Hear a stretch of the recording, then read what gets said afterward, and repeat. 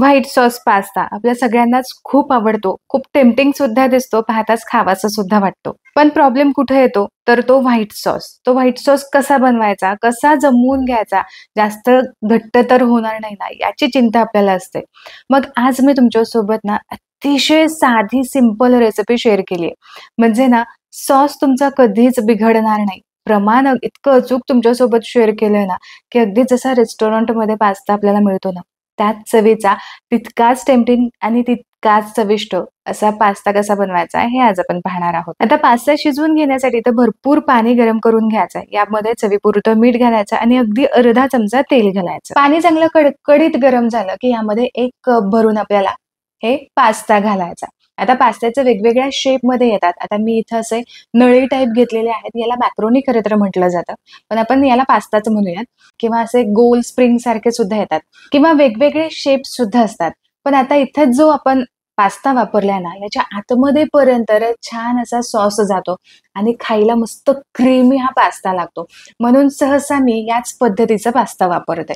Medium to high flame वरती एक 6-7 मिनिटांमध्ये पास्ता छान शिजला जातो. साईजला तो डबल टिबल होतो. तरी सुद्धा एक पास्ता हातात घेऊन असा हलका तोडून पाहायचा, थोडासा थंड करून घ्यायचा आणि हा असा तोडून पाहायचा आणि इथे मग तुमच्या लक्षात येईल की पास्ता इथे शिजलेला आहे. पास्ता असा चांगला शिजला की यामधलं जे पाणी आहे ते लगेचच आपल्याला ड्रेन आउट करून टाकायचं, काढून टाकायचं आणि असा एका चाळणीमध्ये असा चांगला मोकळा करून ठेवायचा. चला आता पास्ता शिजवून झालाय, पटकन व्हाईट सॉस बनवायला घेऊ.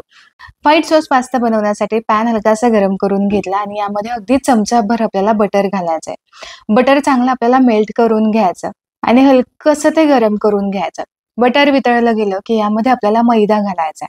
आता मैदा किती घालायचा हे खूप महत्वाचं आहे. 1 कप भरून जर पास्ता असेल म्हणजे 200 ग्रॅम जवळ आसपास हा पास्ता आहे. तर एवढा पास्ता असेल तर यासाठी पोह्याचा जो चमचा असतो त्या चमच्याच्या अंदाजानुसार बरोबर 1 चमचाच आपल्याला इथे मैदा घ्यायचा आहे. हे अगदी परफेक्ट प्रमाण आहे. यापेक्षा जास्त अजिबात मैदा घेऊ नका. नाहीतर जो सॉस आहे तो खूप घट्ट होण्याची शक्यता असते.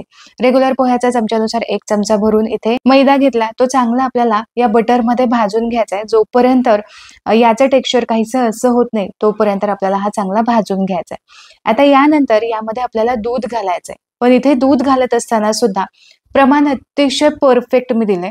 1 कप पास्ता असेल तर 1 कप पास्तासाठी बरोबर 1 कप भरूनच आपल्याला दूध लागणार आहे. पण इथे सध्या मी पाऊण कप भरूनच दूध घातलेलं आहे. तर हे दूध उकळवून थंड केलेलं आहे. आता पटकन हे सगळं दूध आपल्याला या मैद्यामध्ये घालायचंय आणि यामधल्या जे तयार झालेल्या गुठळ्या आहेत त्या संपूर्णपणे आपल्याला मोडून घ्यायच्यात.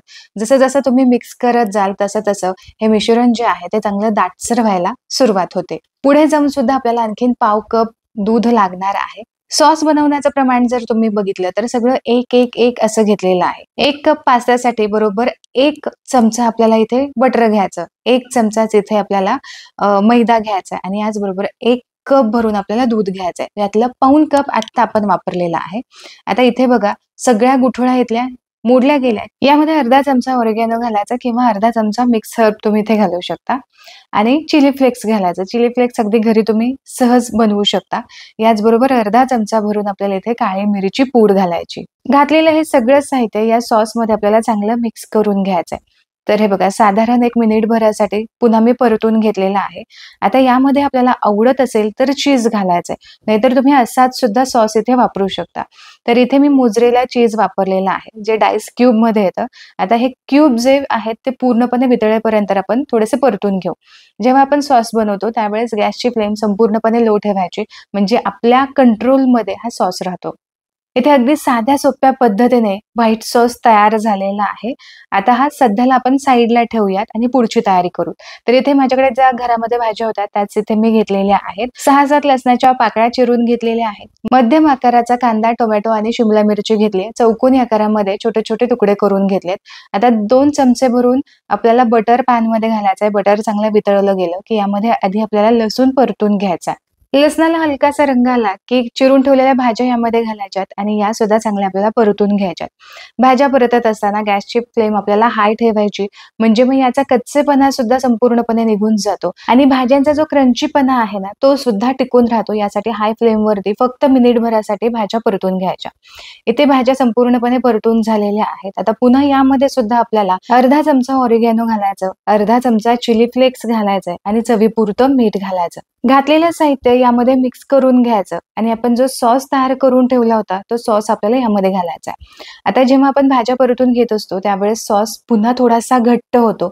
मग यावेळेस जे उरलेलं पाव कप दूध होतं ना, ते दूध यामध्ये आपल्याला मिक्स करून घ्यायचंय. लो फ्लेमवरती पुन्हा हा सॉस आपल्याला पातळ करून घ्यायचा आहे.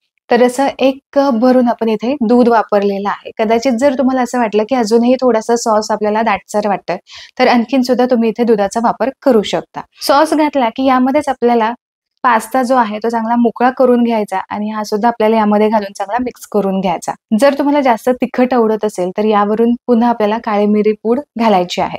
आता गॅसची फ्लेम मीडियम करायची आणि मीडियम फ्लेमवरती हा पास्ता या सॉससोबत, भाज्यांसोबत चांगला परतून घ्यायचा आहे. जो सॉस आहे तो आतमध्ये पर्यंत चांगला मुरला पाहिजे, इतपत हा आपल्याला परतून घ्यायचा. तर साधारण 1 ते 1.5 मिनिट खूप होतात.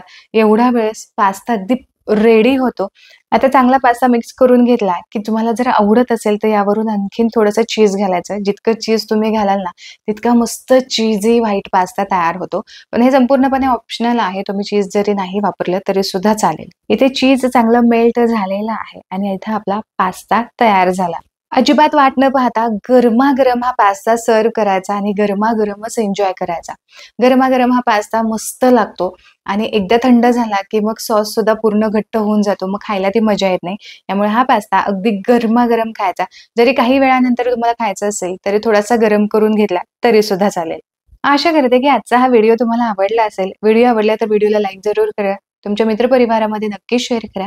पुन्हा भेटूया अशाच एका मस्त रेसिपी सोबत. तोपर्यंत स्वस्त राहा आणि मस्त-मस्त खात राहा.